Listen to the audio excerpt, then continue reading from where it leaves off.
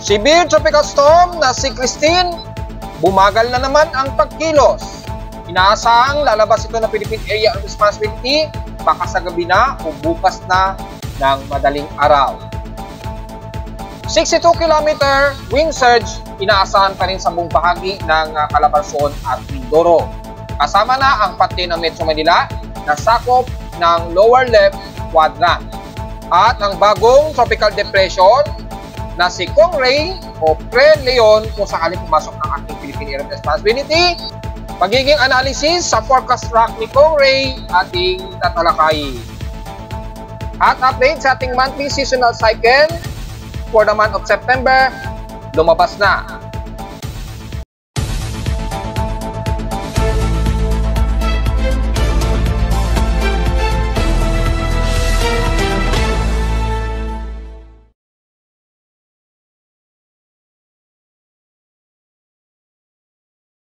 Hello, good morning mga folks. Welcome po muli sa ating daily weather bulletin at analysis para sa araw ng Biyernes, October 25, 2024. Ang oras sa ating first time may umaga ay alas 10:51 na ng umaga.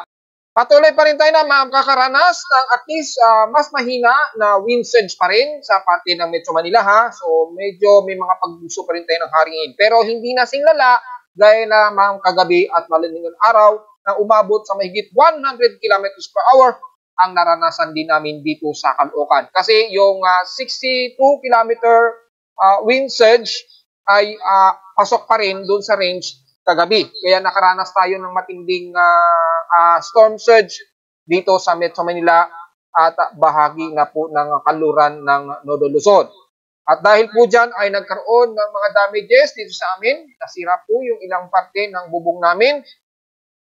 At least yung aking weather station, napatunayan kong nakapag-windstand ito hanggang 200 km per hour base sa aking itinayo na weather station. At least hindi ito nasira. Grabe, at nakita naman ninyo sa post ko sa aking Facebook page, grabe ang lakas ng bugso ng hangin dito sa amin sa Caloocan. Ipapaliwanag ko kung ano ang sanhi niyan at yung epekto kung bakit nakaranas ang Metro Manila ng ganun katinding wind surge. Kahit na nasa karagatan ito ng kanluran ng West Philippine Sea ang sentro ni Bagyong Christine. So base sa ating lightning detection system kay ngayong 10:50 AM nasa at least mga siyam na lightning strike ang nadedetect at kasalukuyan tayong may nakapasang thunderstorm watch dyan sa bahagi ng Southern Leyte, buong Eastern Samar, Palawan, Occidental Mindoro within 12 hours. So asahan pa rin ang mga pagtulog at pagkidlat. At the rest naman ay inaasahan pa rin ng heavy rainfall dito sa area ng Tarlac o halos buong Central Luzon, Pampanga, Bulacan. Kasama pa rin daw ang Metro Manila, Rizal, Cavite, pababa na yan ng Batangas at Laguna, which is binanggit na natin yan sa ating lower left quadrant. Sakop pa rin kahit papano ng 62 km wind surge. Papaliwanag natin yung tinatawag na lower left quadrant. Ano ba yung tinatawag na quadrant? Which is pinagbabasihan mostly ng mga meteorologists yung lakas ng bugso ng hangin. Sa ating current conditions, overcast, gloomy, humid, at humid pero malamig na humid po yan at overcast ang ating kasalukuyang current conditions. At di mula dito sa amin, sa Caloocan, so apektado na din ang bahagi ng Metro Manila. Kasi ating live CCTV, makikita niyo po, nasira po ang aming tarpaulin sa labas. Ayan, baluktot sa sobrang lakas ng hangin kagabi. Inayos ko na lamang yan dahil umuulan kasi kanina, hindi ko po makumpuni muna yung pinaka-tarp sa labas dahil nga po umuulan. Ayusin ko din po yan. Inaantay ko lang na talagang walang bubuhos na ulan para makatsempo po tayo. So sa lakas ng hangin mula kagabi, nasira po ang aming tarpaulin sa harap. So grabe, yan ang epekto niyan. At sa likuran namin, yung isang bubong namin natuklap, natanggal. So ganun po katindi ang naging wind surge na naranasan namin dito sa Caloocan. Sa lowest temperature na tala na weather station, kaninang 4:47 AM, nakapagtala kami ng lowest of 24.8 degrees Celsius.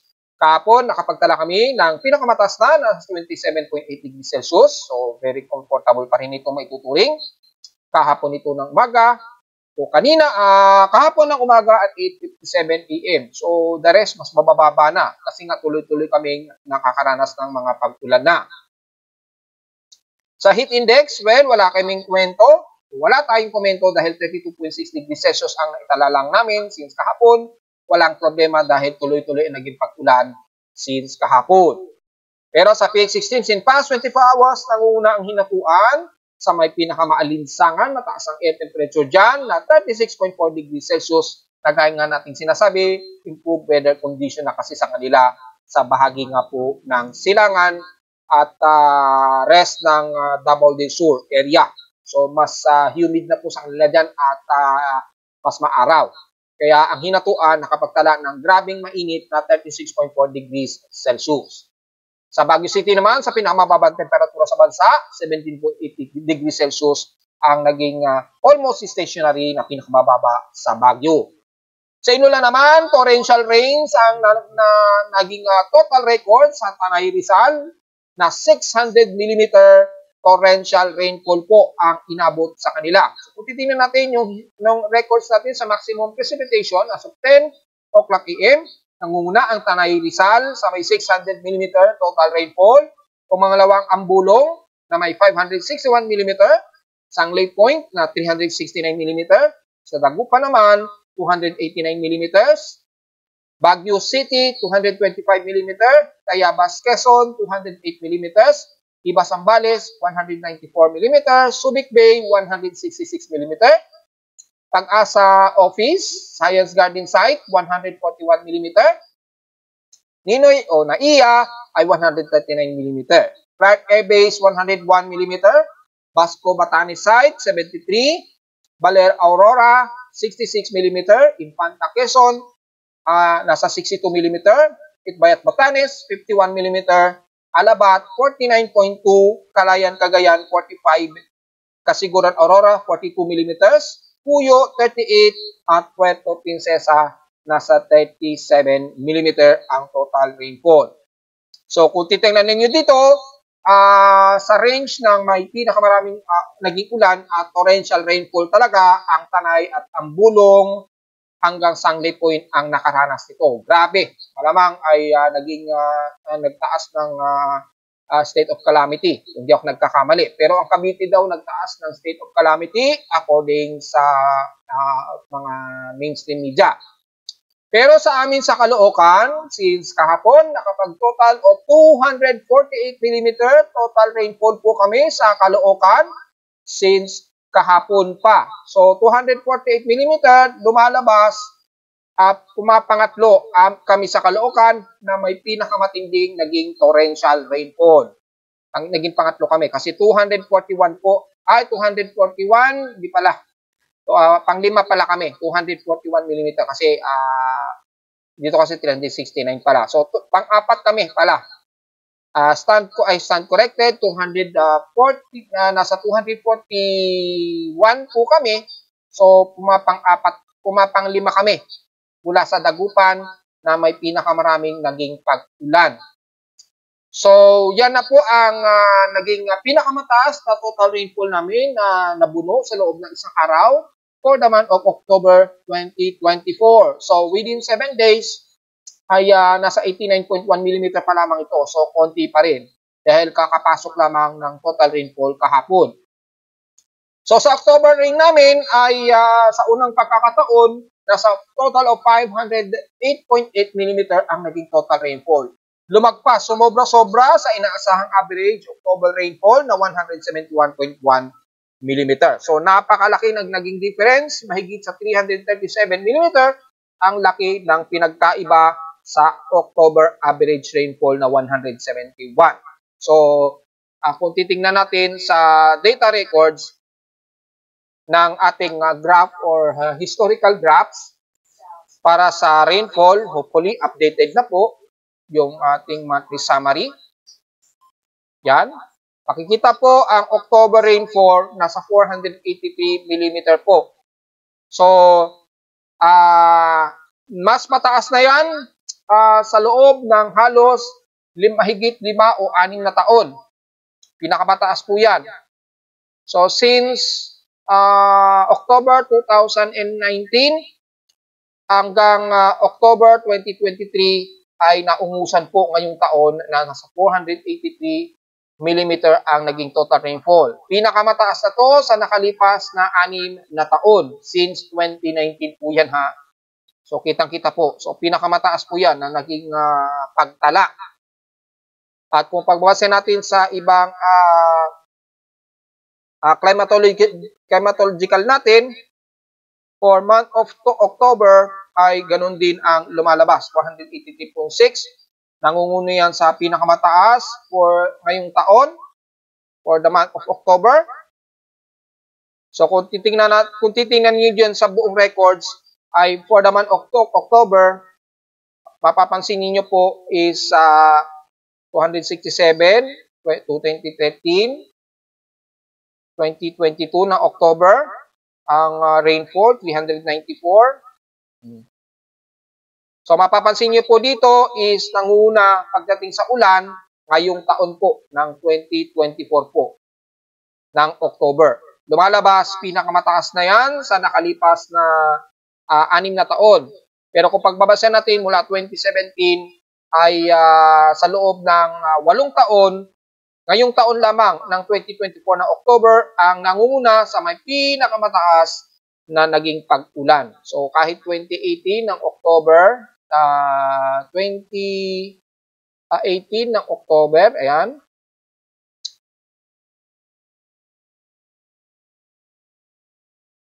Dito pinakamataas pala noong 2018.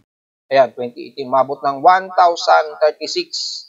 Nagkaroon para ng mas malakas na bagyo pala noong 2018. So sa nakalipas na 6 years since 2019, pinakamataas ngayong taon. Pero kung itototal natin sa loob ng 8 taon, ay nanguna pa rin ang 2018 sa may pinakamataas na naging total rainfall ng month of October. Mabot sa 1,036 ang naging total rainfall. Yan. Ang pinakamataas for month of October, yan, 1,036. So malinaw po, 2018 ang pinakamataas sa nakalipas na 8 taon. Pero sa nakalipas na 6 na taon, nanguna ang 2024 sa may pinakamataas na naman na total rainfall for the month of October. So lumalabas talaga ay umalis ng kalupaan itong si Bagyong Kristine na nag-iwan ng grabing matitinding pagbaha kahit na nasa tropical storm to severe tropical storm lamang ang naging kategorya nito. Malaki talaga ang dala kapag yung lower quadrant ay nakapag-imbued ng malaking water vapor. Kapag may mga factor na nagkaroon siya ng vertical wind shear at tumakas yung shear line o vertical wind shear sa kanya, nagdudulot ng malalaking water vapor talaga yan. So, naging matindi ang naging pagbuhos. Sa outside humidity natin, balik sa 81% ang outside humidity at 1,001 naman hectopascals ang ating atmospheric pressure. Steady ito since last hour. Sa humidity naman, bumaba ng 13% since last hour. So, bumababa na yung humidity kasi medyo unti-unti na pong gumaganda ang panahon namin dito sa Caloocan. Tingnan po natin kung unti-unti na nag-i-improve weather condition. Sa high tide and low tide status, so far, pa-low tide po, pero gaya kahapon, inaasahan pa rin natin aabot ng 6 meter ang alon dyan sa karagatan ng buong Luzon. Nabanggit na natin yan kahapon na hanggang ngayong araw, asahan po na bawal po pumalaot ang ating mga maliliit at maging mga moderate sea crabs dahil grabe po ang rough ng swelling ng karagatan na umaabot pa ng hanggang 6 meters ang taas. Pero dahil malayo-layo na po itong si Kristine na nasa kanluran na po, dyan palabas na ng PAR, mga around hanggang 4 meters po ang expected na taas ng alon dyan. From 1.2 meters hanggang 4 meters ang inaasahang taas ng alon. So delikado po ang pumalaot pa rin ngayon, lalo na dyan sa kanluran ng Northern Luzon. Bawal po hanggang sa buong bahagi nga po ng Southern Luzon at Visayas. Medyo roughy pa rin o traffic pa rin ang swelling ng karagatan. Nasa moderate po ang ating air quality at 63 index. So magmas po sa mga sensitibong mga baga natin mga folks. At sa almanac, sumikat po ang haring araw kanina ang 5:49 AM at lulubog naman ito mamayang 5:30 PM. At ang ating 42% eliminated, the waning present Sisikat po ito mga madaling araw na po, hating gabi, mamaya at 12:44 AM. So palubog pa lamang po kasi ngayon ang buwan, ayan, nasa elevation of 26 degree pa lamang. Palubog pa lamang yung buwan. So sisikat ito bukas na ng hating gabi, o mamayang hating gabi, 12:44 AM ito, at lulubog ito kinabukasan na ng hapon at 1:05 PM. At sa ating local weather ito, para ngayong weekend, inaasahan po magiging partly cloudy ang ating maghapon. Asahan pa rin ang mga bigsuan na ilang wind surge at storm at localized thunderstorms. Rather, asahan pa rin yan nitong maghapon, lalo na sa iba't ibang bahagi ng Metro Manila. Ganon din bukas, bagamat medyo improved weather condition na sa Metro Manila, clearing sa hapon, pero asahan pa rin ang mga localized thunderstorms and isolated rain showers na nasa 70% o 65 to 70% chance na uulanin bukas yan ng Sabado. Ngayon, nanatiling 100% chance pa rin kasi daw na uulanin. Well, obvious, nasa 25.5 mm ang total rainfall namin ngayong maga na magtatanghali. Highest and lowest temperature expected, 30 degrees Celsius, and lowest temperature expected, 25 to 26 degrees Celsius. Samantala sa local weather advisory, although late na ito, pero namataan ng according sa 3 AM na recorded report ni Pag-asa, namataan yung sentro ni Christine, Severe Tropical Storm Christine o Trami, sa laing 120 km west-northwest ng Bacnotan, La Union. Ngayon, mga nasa around 120 to 130 kilometers per hour kilometers ang layo na po niya. Medyo bumabagal kasi ang kilos niya, so medyo mabagal din ang distansya habang ito'y lumalayo sa kanluran ng Lolo Luzon. May maximum sustained wind ito, 95 km per hour, malapit sa gitna at bugsong umabot ng 115 km per hour. Kumikilos ito pa west-northwestward sa bilis ng 25 km per hour. Pero ngayon, bumagsak siya sa bilis ng kilos na nasa around 7 to 9 km an hour na lamang. So, bumagal po ang kilos niya, which is i-report natin maya-mayang konti. So, diretso agad tayo sa ating gamit na satellite imagery. Makikita po ang habang paglayo itong si Severe Tropical Storm na si Christine mula sa pinaka-rainbow satellite combination. Makikita ang upper left quadrant. Malakas po ang storm surge ng upper left. Yan. So, yung dito, yung pinaka-left side, ang pinaka-delikado. Yan. Yung nandito pa yan sa kalupaan ng Northern Luzon o Central Luzon, kahapon ay naramdaman natin ang lupit ng bugso na hangin dahil itong upper left ay malakas po talaga yan. Usually, malakas po storm surge yan na may kasabay po na flash flooding. Malakas po ang buhos ng ulan yan. At dito naman sa lower left naman, yan naman yung mahina na storm surge, pero dito mas malalakas ang mga pag-ulan. At pinaka-delikado naman dito lagi sa right side. Yan. So, typically, naramdaman yan ng mga taga La Union, yan, bandang Pugao, yung mas malakas na puwersa nung nandito pa yan dito. Kabilang na ang bahagi ng Ilocos Norte, ramdam yan kahapon, nung nandito pa yung pinakasentro niyan. Yung storm surge yan, ramdam yan. At dito naman sa lower left quadrant, ramdam naman ng mga taga Central Luzon, kasama na ang Nueva Ecija. Pababa na yan, kabilang na ang parte na ito ng Central Luzon. At unti-unti nararamdaman sa Metro Manila habang lumalabas o may exit ito ng kalupaan dito sa bahagi nga po ng La Union kahapon. So yun po, ipapaliwanag natin ano ba yung tag na quadrant na yan. Many years ago ko na po pinapaliwanag yung tinatawag na cyclone quadrants na yan. Ano ba ang pinagkaiba niyan? Ipapaliwanag uli natin para sa mga kababayan natin na gustong maintindihan kasi may nagtataka. Nasa dagat naman na yung sentro niya eh. Pero bakit parang tropical cyclone wind signal number 3 yung naramdaman natin dito sa Central Luzon, kabilang na ang Metro Manila? Papaliwanag uli natin yan para mas maintindihan natin. Sa ngayon, yung lagay muna ng panahon, ang ating iuulat at makikita po natin, makakaranas pa rin ng ilang moderate, light to moderate showers. Ang kaduluduluhan na to sa kanluran ng Zambales hanggang Bolinao, Pangasinan. Pero may mga moderate na heavy showers pa rin ang maaaring maramdaman dito sa bahagi nga po na sa Fernando La Union, Benguet, mga ilang light to moderate drizzle rains hanggang pataas na yan ng Ilocos Sur hanggang Ilocos Norte. Kalat-kalat pa rin ang mga pag-ulan at mga ilang bugso pa rin ng hangin dahil ayon sa ating tropical cyclone wind SWAT range ay nasa tropical cyclone wind signal number 1 pa rin ang area na yan at banda sa dulo ng Alaminos, Pangasinan at San Fernando, La Union hanggang Bigan City, umaabot pa ang tropical cyclone wind signal number 2. So medyo mas mararamdaman nyo pa yung ilang bugso ng hangin dyan na mga storm surge within 46 to 62 km per hour na bugso ng hangin. Mula sa may bahagi ng Central Luzon, mula Tarlac, pababa ng Angeles, Pampanga hanggang Bulacan, kasama na ang Metro Manila at ilang bahagi ng Calabarzon, medyo nakakahinga-hinga na kami ng maluwag at unti-unti nang nagiging improved weather condition na. Habang lumalayo na po yung pinaka-outer circular wind SWAT, yan, ni Bagyong Christine, yung outer wind SWAT, nakalagpas na siya dito sa border ng Angeles, Pampanga. So, hindi na umaabot sa Metro Manila. Kaya mapapansin niyo dito sa Metro Manila at ilang bahagi ng katimugan ng Metro Manila sa buong Calabarzon area, unti-unti na nagiging improved weather condition dyan. Nagiging maulap at gloomy na lamang tayo at mga ilang kalat-kalat na pag-ulan na lamang. Pero yung violent na bugso ng hangin na naranasan natin kahapon hanggang kagabi ay hindi na po natin yan mararanasan na. So, mga pag-ulan pa rin ang iiral sa buong Northern Luzon. Extreme Northern Luzon, kabilang na ang Cordillera Administrative Region pa rin ha. Ilang bahagi ng Cagayan Valley, bagamat medyo ilang maulap na lamang ang makikita dito.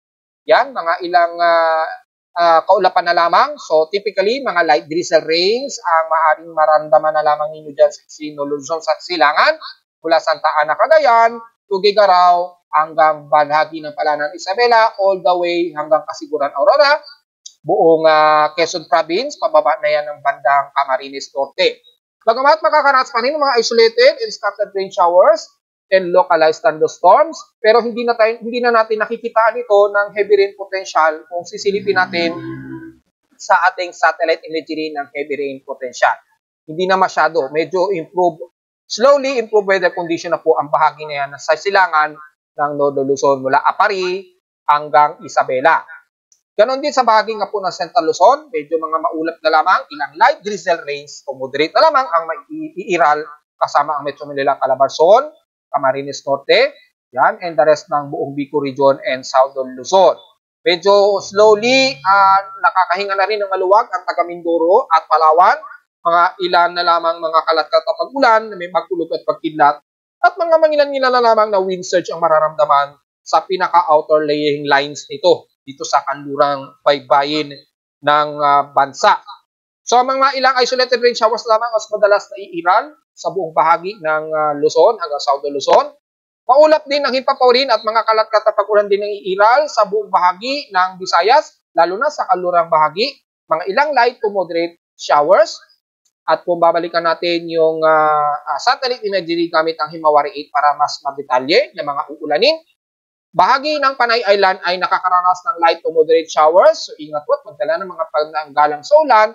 At kung sakaling biglang bumuhos ang malakas na ulan na naman, ingat sa posibleng pagbaha.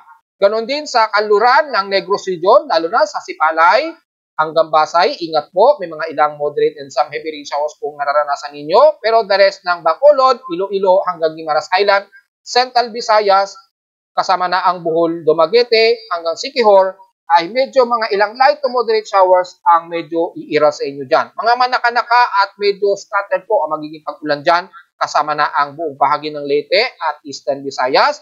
Pero maya-maya o within 12 hours, asahan po ninyo makakaranas ng mga ilang moderate and heavy rain showers dahil medyo merong remnants ng trough na nabubuo dito sa silangang baybayin ng Visayas at Mindanao.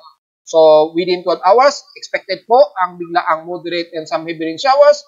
Magmumula muna yan sa Eastern Samar Region, then papasok na yan ang bandang Leyte. Sa Mindanao naman, unang bahagi ng Surigao del Norte at Caraga, unti-unti, mararamdaman ninyo rin within 12 hours ang mga moderate and heavy rain showers dahil manggagaling yung trough nito sa silangan ng karagatan ng Visayas at Mindanao. Sa ngayon, very gloomy na po kayo dyan sa buong Surigao del Norte at Caraga. Pero mula dito sa bahagi ng Davao Oriental hanggang Campos de la Valley, medyo maaraw muna kahit maalinsangan dyan. And the rest ng Central Mindanao, Davao del Sur, at Sorsogon, maaraw muna kayo dyan at maalinsangan. Pero within 24 hours, magkakaroon din kayo ng mga biglaang gloomy at isolated rain showers na may pagtulog at pagkidlat. Sa ilagang bahagi ng Mindanao, mula Cagayan de Oro, kasama ng Iligan City, Ginuog hanggang Butuan, nagiging unti-unting magiging partly to mostly cloudy na kayo habang nagtatraverse ang kaulapan na to sa silangang baybayin ng Mindanao. Tatawirin ang buong Cagayan de Oro hanggang Iligan within 12-hour period. So expected po ang biglaang light to moderate and then some moderate and heavy showers pagdating po ng hapon o sa gabi o madaling araw. So at least sa mga bibiyahe pa uwi, mamayang hapon o gabi, expected po mag-ready kayo ng payong dahil maya-maya o mabandang hapon o paggabi, makakaranas na kayo ng unti-unting mga ilang light to moderate and from moderate and some heavy rain showers. So mula dito sa bahagi ng Maguindanao, papasok ng Zamboanga Peninsula. Dito sa bahagi nga po ng Dipolog at Pagadian City, medyo partly cloudy to some mostly cloudy po o medyo iiral. So may mga isolated rain showers din kayo dyan. Pero humid po ang kasalukuyan ninyong temperatura dyan. So medyo mas mainit na mararamdaman nyo munang panahon dyan mula Cotabato hanggang General Santos City. Siyempre, ganun din sa bahagi ng Sarangani. Mas maaraw kayo dyan at mas maalinsangan. Ganun din sa may bahagi ng Silangan, tumaas nga po ang temperatura sa Hinatuan and the rest ng bahagi ng Davao de Oro at Davao del Sur area. So, magkakaroon lamang kayo ng mga inaasahang isolated rain showers and localized thunderstorms at within 12-hour period. Mula sa Silangan na Mindanao, unti-unti kayo makakaranas ng ilang moderate and heavy rain showers. So, take note dyan. At sa uli, ang buong Zamboanga Peninsula, mula dito sa bahagi ng Sindangan, pababa na yun ng Siocon. So, Zamboanga del Norte o Zamboanga del Sur man yan.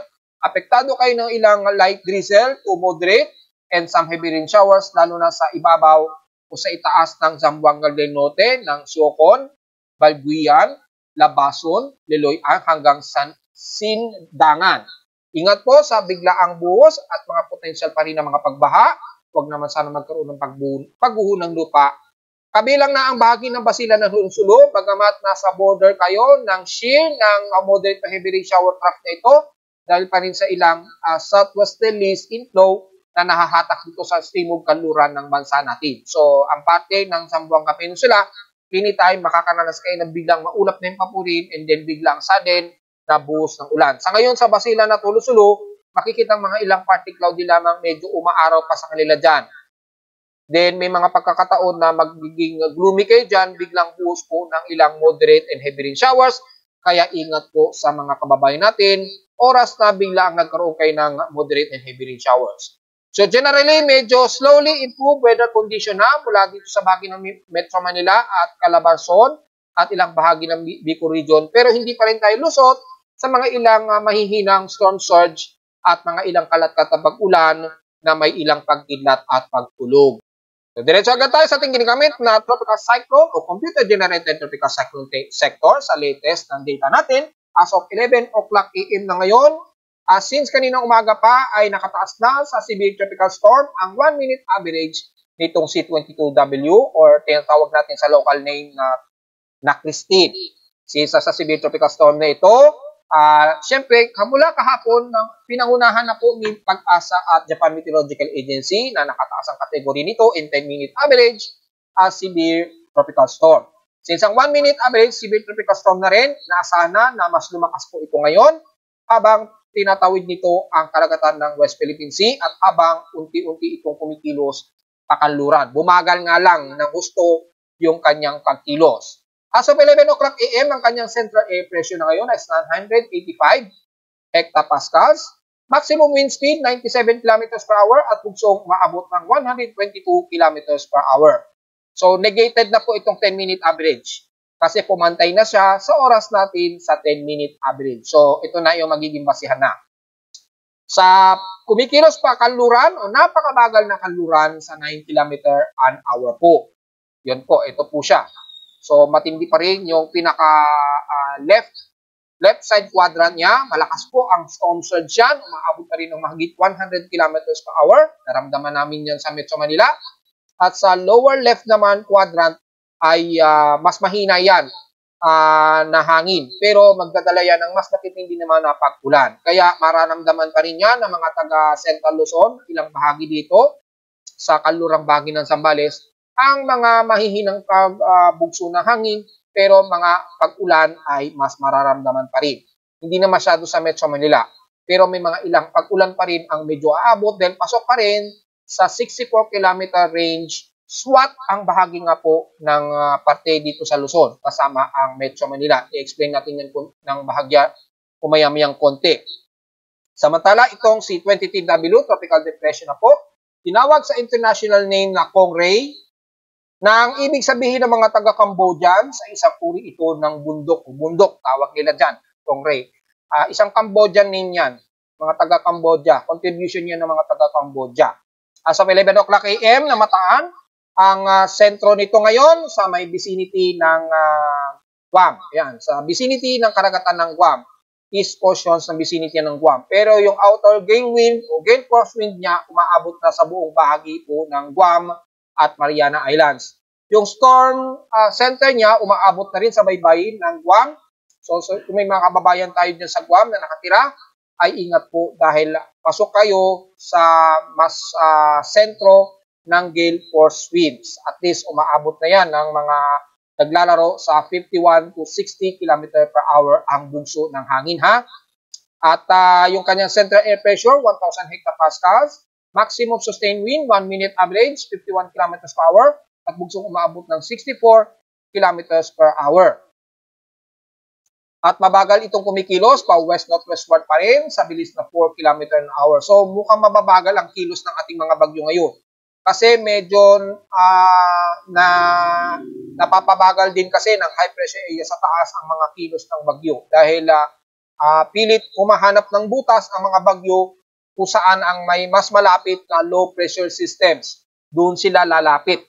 At iiwasan kasi nila ang high pressure area sa itaas. Kaya may mga tendency po na bumabagal muna ang kilos ng isang bagyo. So dahil bumabagal ang galaw ng isang bagyo, ay mangtsansa nito magkakaroon pa siya ng pagkakataon na mas lumakas ang kanyang intensification dahil nasa karagatan kasi ito kadalasan. So yun po ang medyo nakakabahala kapag bumabagal ang kilos ng isang bagyo. And so far, ang layo namataan ang sentro ngayon as of 11 o'clock itong si Trami o Severe Tropical Storm na si Christine sa layong 175 km west-northwest ng San Fernando, La Union. So mula San Fernando, La Union, 175 km po yan, west-northwest mula sa San Fernando, La Union. So yun po ang layo niya. At inaasahan nga po itong i-exit ng ating Philippine Area of Responsibility at dahil sa bumagal ang kanyang pagkilos, probably mga bago siguro maghating gabi mamaya, kung sakali man hindi mamayang hapon o gabi, mga bandang alas 8, nakabukas ito ng madaling araw, kinabukasan ng October 26, 2024 na inaasang i-exit ito ng ating Philippine Area of Responsibility. So depende, kung baka kasi biglang bumilis ang pagkilos niya pakanluran, bumalik uli sa 18 km per hour, baka mga mamayang gabi pa ay lalabas na ito ng ating Philippine Area of Responsibility. Sa kasalukuyan kasi is 9 km per hour lamang ang bilis ng kanyang pagkilos. So hahaba rin ang oras niya na mananatili siya sa loob ng ating Philippine Area of Responsibility. So, ganun po yun mga folks ha. At ganun din kay Kongray or Tropical Depression Kongray na maaaring tawagin na natin ito sa local name na Leon oras na pumasok ito ng Philippine Area of Responsibility. Dahil lumalabas sa mga ensemble forecast at mga latest forecast track ni Kongray, kikilos ito pa northwest, then west-northwestward, papasok dito ng ating PAR. Probably Sabado o Linggo na po yan na papasok o nitong weekend papasok ng ating Philippine Area of Responsibility. Kung hindi man bukas sa Sabado ng hapon o gabi o baka ganun din, kinabukasan din ng Linggo ng madaling araw, inaasahang papasok ito ng Philippine Area of Responsibility. Pero ang pinaka-least forecast, maaaring bukas nga po ito ng hapon o ng gabi, papasok daw ito ng Philippine Area of Responsibility. So titingnan natin dahil magdedepende sa kanyang movement speed kung ito ay bibilis o babagal. Siyempre, the more na mas bumabagal, mas humahaba po oras niya na mananatili dito sa karagatan na ito ng hilagang kanluran ng Guam. Pero pag bumilis ang pagkilos niya, ay iikli ang oras, malamang ay bukas pa lamang ay malapit na ito sa pinaka-boundary ng Philippine Area of Responsibility. So titingnan natin.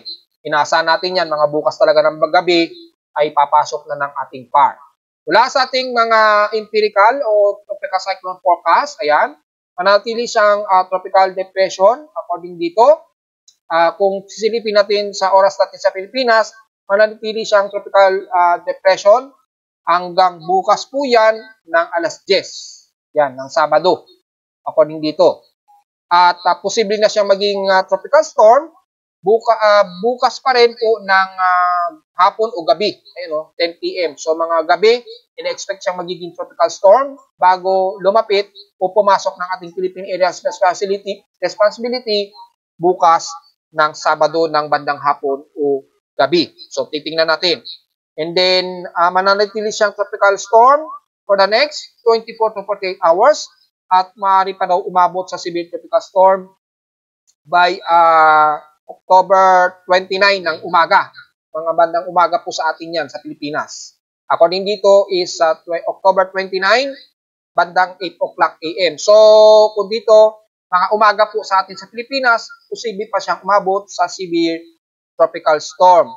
So, wala pang nakikitaan sa ngayon na ito'y aabot sa typhoon category hanggang severe tropical storm pa lamang. Ang latest na nakikitaan sa extended forecast nito pagdating nga po ng October 29 or by Tuesday na po ito.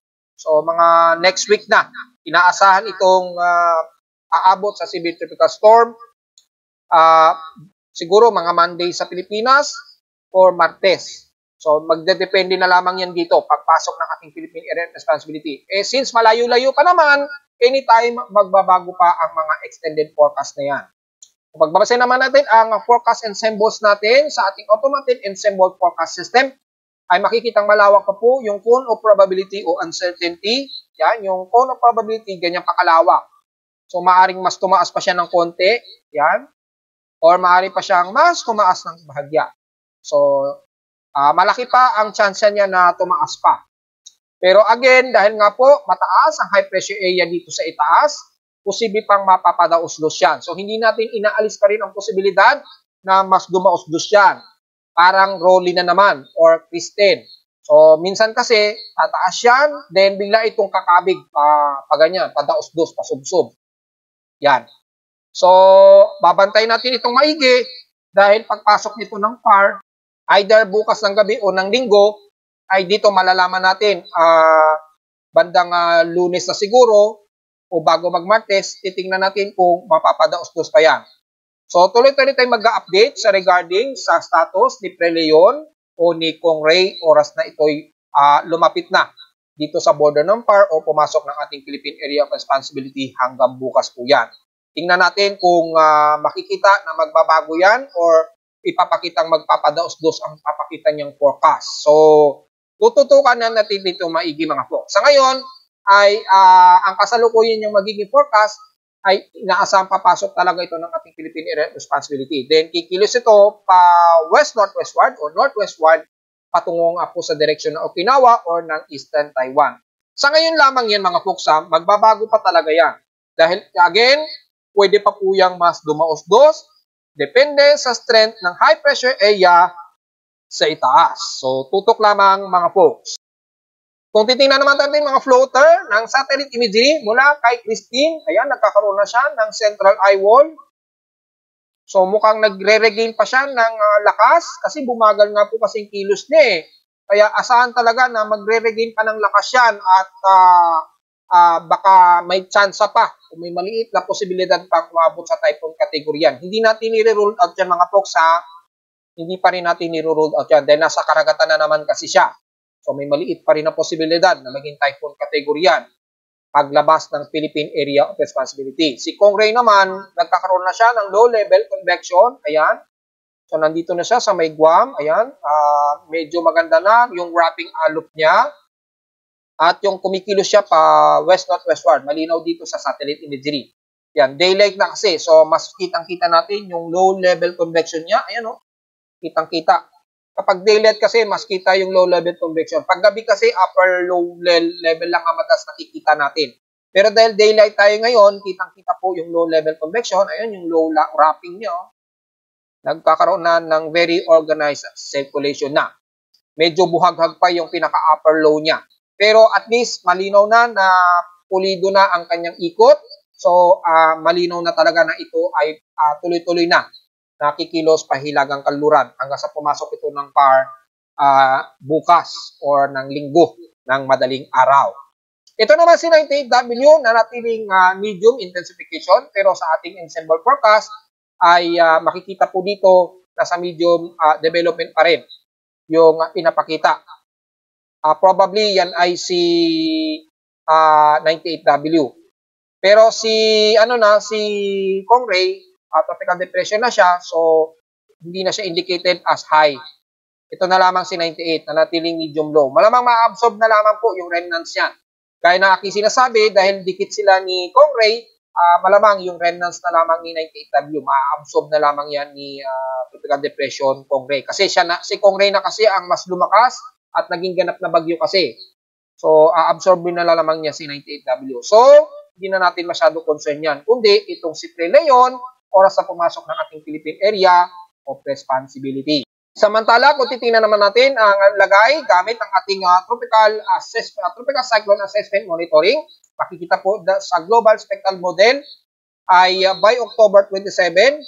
So, oras natin dito, mga alas 8 ng umaga ng linggo, inaasahan daw ito papasok ng ating Philippine Area of Responsibility. So, dito, umaga na siya papasok ng Philippine Area of Responsibility. Sa ibang forecast, mga bandang madaling araw ng linggo. So, dito is bumagal talaga ang kilos niya. Kaya, linggo na ng umaga ito nakapasok ng PAR. Ayun o.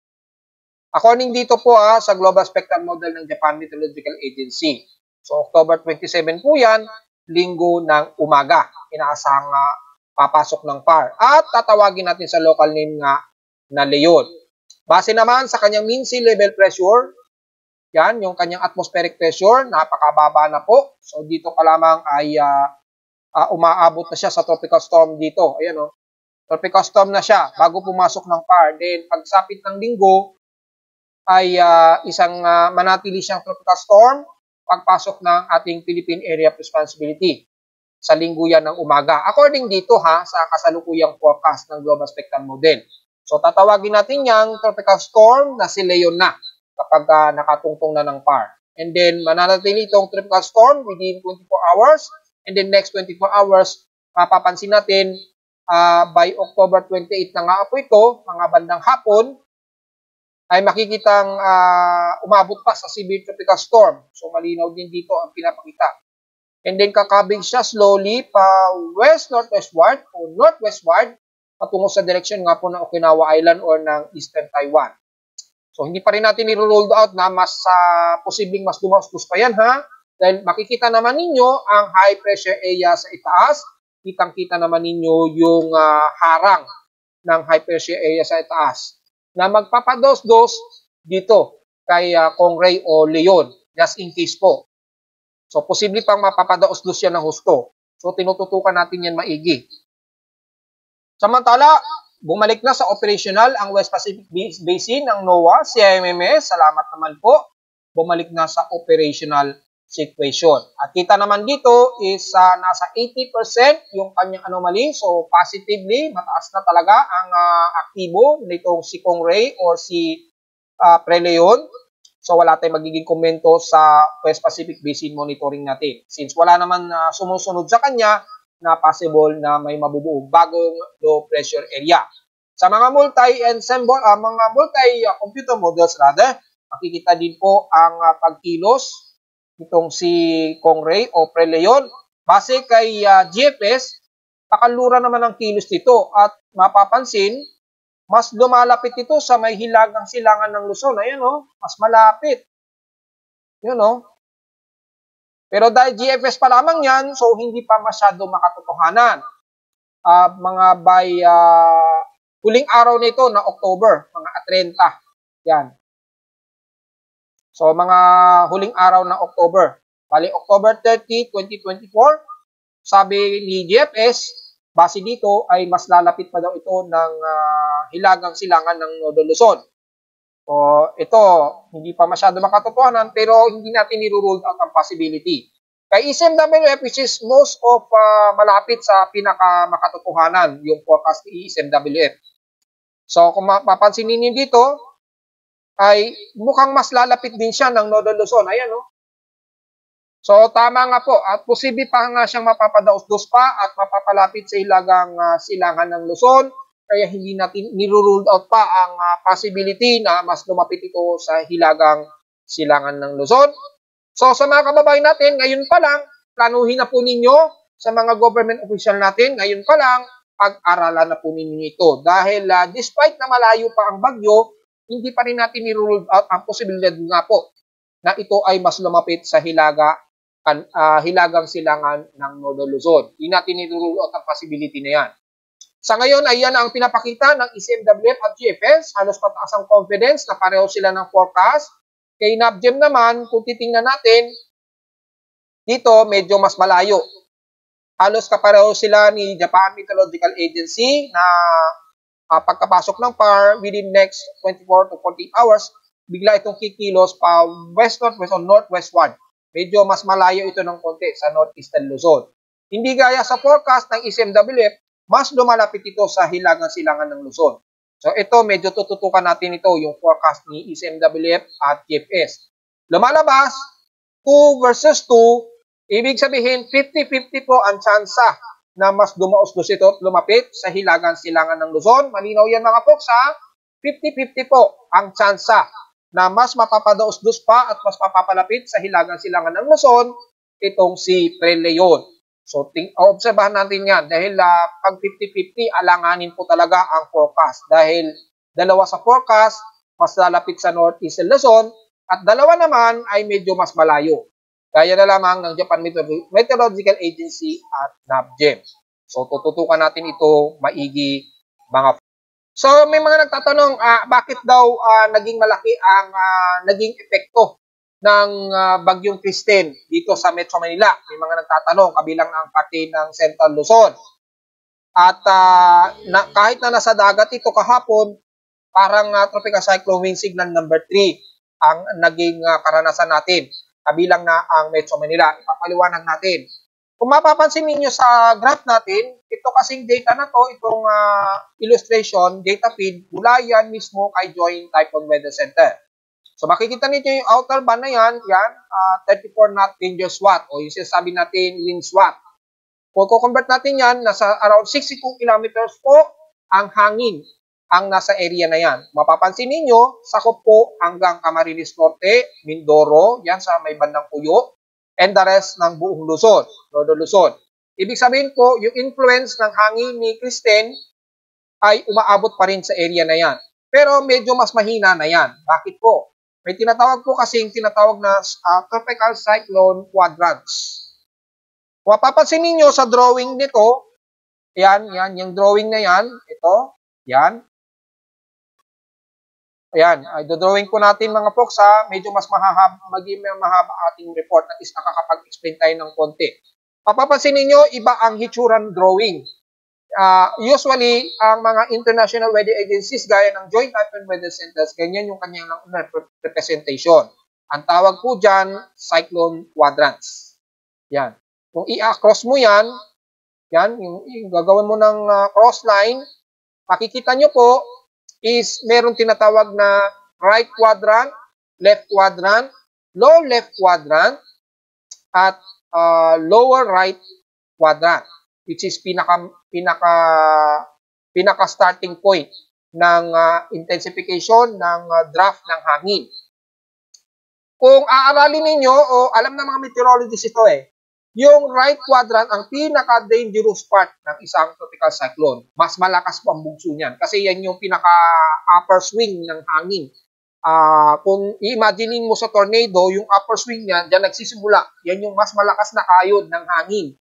Yan yung maximum sustained wind ng bugso ng hangin dyan. Mas malakas yan. Dito naman sa upper left naman, ito naman yung hindi sing lakas ng right quadrant, pero dito may kasabay itong floods. May kasabay itong malalakas na bugso na hangin tsaka floods. May malakas na ulan, which is naramdaman po natin yan sa Metro Manila, di ba? At ilang bahagi ng Central Luzon at Northern Luzon nung ang sentro ni Kristen ay nasa may bandang Cordillera Administrative Region. Kung natatandaan ninyo kahapon. Yan. At dito naman sa bandang Ilocos Norte, naramdaman nila ang lupit ng sipa ng hangin, di ba? Kung mapapansin ninyo. Nung nandito pa sa may bandang eastern part ng Bicol Region, mapapansin ninyo, yung left, itong upper left quadrant, umabot sa buong Bicol Region. Tatatandaan ninyo, hindi man sila lakas nito nung right quadrant, pero ito may dala pong matitinding ulan. Yan. Yung storm surge kasama ng matitinding buhos ng ulan. Kaya po, grabe ang naging paglubog sa area ng Bicol Region. Lubog talaga sa bahayan. At kung titingnan niyo sa mga balita, kalat-kalat na po ang mga Facebook page at mga social media na grabe daw ang nilubog, kabilang na ang Albay. Kasi nga po, umabot itong upper left quadrant na ito. Ba't ganyan yung position? Kasi nga po, ang direction kasi ng bagyong si Kristen, pag ganyan, di ba? Pakanluran. So, kung saan yung direction ng bagyo, diyan nasusunod yung right quadrant and left quadrants. Yun po tatandaan natin. Itong left quadrant, which is yung pinakamalakas na storm surge o yung inner wind swat, kasama na ang matinding buhos ng ulan, inabot ang Bicol Region. Kasi dito siya dumaan. Ayan o, ito yung dinaanan ni Bagyong Kristen, di ba? At pag ganyan ang kilos niya. So yung quadrants niya, yung left quadrant ay inabot ng taga Bicol Region. So talagang baha ang inabot sa kanila kasabay pa ng matinding bugso ng hangin. Although hindi sing lakas ng right quadrants kasi nasa karagatan naman siya. So medyo sinuwerte. Pero ang malas lang yung left quadrant, bukod sa malakas pa rin ang bugso ng hangin, may kasabay pa na buhos ng ulan. So yun po ang pagkaka-explain po dyan mga folks ha. At yung lower left quadrant naman, inabot naman dito sa Cavite, Metro Manila, Mindoro. Kahapon po yan ha, ilang bahagi ng Central Luzon. Umabot yan. Kaya nakaramdam tayo ng grabe na umabot sa mahigit 100 km per hour pa rin. Kasabay po ng matinding buhos ng ulan and flash flooding. Matataas po kasi ang areas na ito, yung mga left side. May dalang mga malalakas na ulan po kasi yan. Yung right side po kasi, mas madalas, purong hangin lang ang dala. Medyo konti lang ang ulan na dala. Yung po kaibahan yan. Yung mga right side quadrants, tatandaan natin, madalas mas malakas po ang dala na hangin kaysa sa ulan. Pero pagdating sa left side o left quadrant, ay bukod sa medyo malakas ang hangin, hindi man sila lakas ng right quadrant, pero matindi naman ang dalang ulan na buhos ito. Ito yung pinakadelikado sa atin, yung left side. Hindi masyado sa right side kasi kung hangin lang naman yan, ang iingatan lang natin yung mga matatangay at mga magbubuwal na mga puno. Pero pagdating kasi sa left quadrant, diyan tayo delikado kasi bukod sa dingding lakas ng hangin, lubog din, aasahan, matitinding buhos ng ulan, torrential rains po ang mararamdaman po natin. So yung pampaliwanag dyan sa cyclone quadrant, ipinapaliwanag natin na ang mas magiging concern natin palagi ang left quadrants. Although hindi yan sing lakas ng nasa right, which is mas delikado yung mga nasa right. Lalo na dito sa pinaka-right side quadrant, mas delikado ang hangin dyan. Kasi maximum sustained wind po talaga yan. Kung ano yung maximum sustained wind ng bagyo, mostly dyan natin nararamdaman sa right quadrant. Yung left, hindi masyado, mas mahina siya ng konti, at least mga 80, 70 o 80% ng lakas ng right side quadrant. Pero, ang kaibahan lang, merong dala tong flash floods at malakas na mga pag-ulan, maabot ng torrential rain. Yun nga lang ang kaibahan niya. So, meron tayong apat na side quadrants, right side quadrant, left side quadrant, lower left quadrant, at lower right quadrant. Yung mga international meteorologists, o yung kahit itanong nyo kay Pang-asa, yan din ipapaliwanag sa inyo. Mas delikado yung left side quadrant natin. Kaya mapapansin niyo kung titingnan niyo dito, mataas yung representation ng drawing kumpara sa right side. Kasi dito, may dala kasing ulan yan. Yang 34 knot, tawag nila sa international, pero 62 km per hour po natin yan. Kaya nung nandito yan sa karagatan yan ng La Union, dito sa may bandang karagatan, umabot sa Metro Manila itong range na ito ng left quadrant. So kasama ang ulan at tinding bugso ng hangin. Kaya yun, nadali po tayo sa Metro Manila. Nataon pa na malakas ang shear na itutulak itong si Christine. Kaya yung most of the tropical cyclone circulation ni Christine napunta lahat sa left quadrants, which is nadali po talaga ang Metro Manila. So naintindihan niyo na po kung ano ang pagkakaiba at bakit ganyan ang representation at kung bakit naapektuhan tayo masyado kabilang na ang Metro Manila. So normally, kung wala lang sanang shear line ng northeasterly surface wind flow na tumutulong o pumipiga kay Christine, sana at least 62 km per hour lang sana ang mararamdaman nating bugso ng hangin. At least hanggang 60 to 80 kilometers per hour. Pero dahil sinabayan nga po ng northeasterlies wind flow sa itaas, napiga siya ng husto kaya nag-concentrate dito yung hangin at yung water vapor concentration, tumaas dyan. Kahit tingnan niyo sa mga historical ng satellite natin kahapon, nag-concentrate dito yung hangin. Kaya kasama ng hangin at mataas na volume ng water vapor. Kaya nung bumuhos sa kalupaan dito, kasama ang Metro Manila, ayan, torrential rain po inabot natin, kasabay ng humihigit sa 120 kilometers per hour na wind swath. Yung tinatawag nating storm surge, di ba? Tinatawag ni Pag-asa storm surge po yun. Kaya yun, nagkaroon tayo ng maraming damages. Kabilang na ang Metro Manila sa hindi nakaligtas sa lupit ng bugso na ito ng left quadrants ni Christine. So, yun po ang magandang paliwanag dyan ha. Hopefully, naintindihan nyo po kahit papano. Although hindi ako totally nag-aral ng meteorology, at least gamit ng ating kaalaman at nagre-research naman tayo at mayroon tayong idea sa structure ng isang bagyo. Kaya makikita nyo sa aking webpage, kompleto po yung structure, yung quadrant ng bagyo, yung tropical cyclone wind signal, yan, automatic po yan na nakakalculate at nakikitaan po. Base dito, yan, tropical cyclone wind signal number 1, ang area na yan, yung kulay blue. Ito, yung yellow, tropical cyclone wind signal number 2. Ito naman, yung orange, tropical cyclone wind signal number 3. At yung pinakahalos inner storm circle o yung storm range ni Christine, tropical cyclone wind signal number 4. Pero nasa dagat na siya. Ang sakop lang sa atin, tropical cyclone wind signal number 2 at tropical cyclone wind signal number 1. Pero kay Pag-asa kasi ay binasi nila halos entire ng 62 km per hour o yung 35 knot dangerous watt. Kaya itinuring na tropical cyclone wind signal number 1 yan ang buong bahagi ng Luzon kasama ang Metro Manila. Medyo nahati lamang mula din sa ibandang Batangas, pababa. Kay Pag-asa, tropical cyclone wind signal number 1 na lamang yan. Pero sa ating actual na range ng tropical cyclone structure, hanggang dito na lamang yan sa may bandang Mindoro at Camarines Norte. O ituturing na tropical cyclone wind signal number 1. Hanggang dito sa border ng Benguet.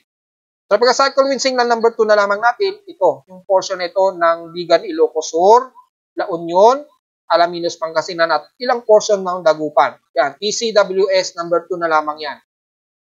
So, sa mga kababayan natin dyan, medyo ingat pa rin, dahil medyo mararanasan nyo pa rin ang lupit ng area na yan.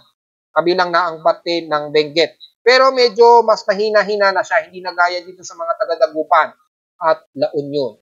So, yung po ang paliwanag dyan mga folks ha.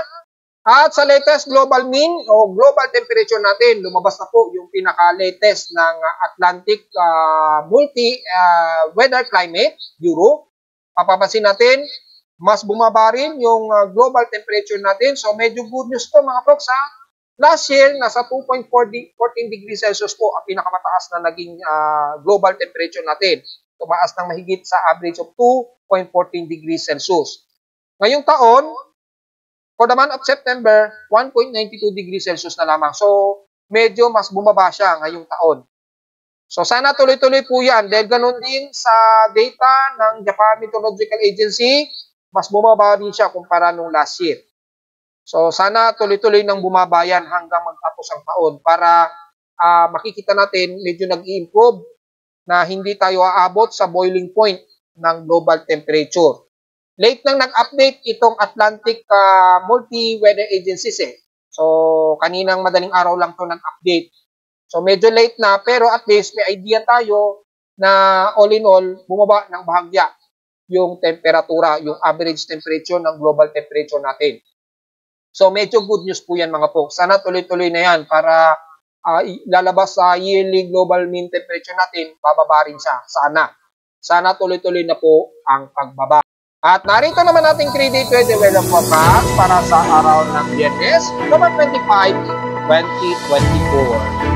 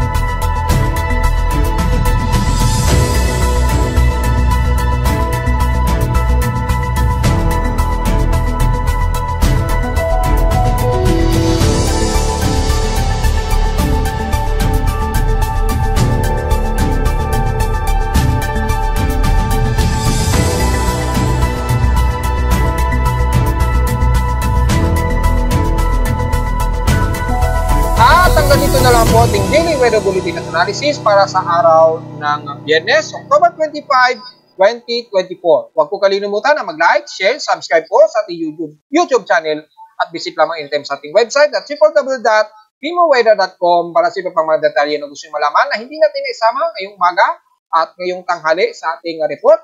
At visit na naman din sa ating website para gusto nyo malaman ang pinaka-dynamic and real-time events mula sa ating aparato mismo sa Caloocan at sa galaw ng aking webpage para sa almost real-time update ng ating weather situation. At visit lang din sa ating website at sa mga international data feeds mula sa iba't ibang weather agencies. Maraming salamat po mga folks and happy weekend po sa ating lahat.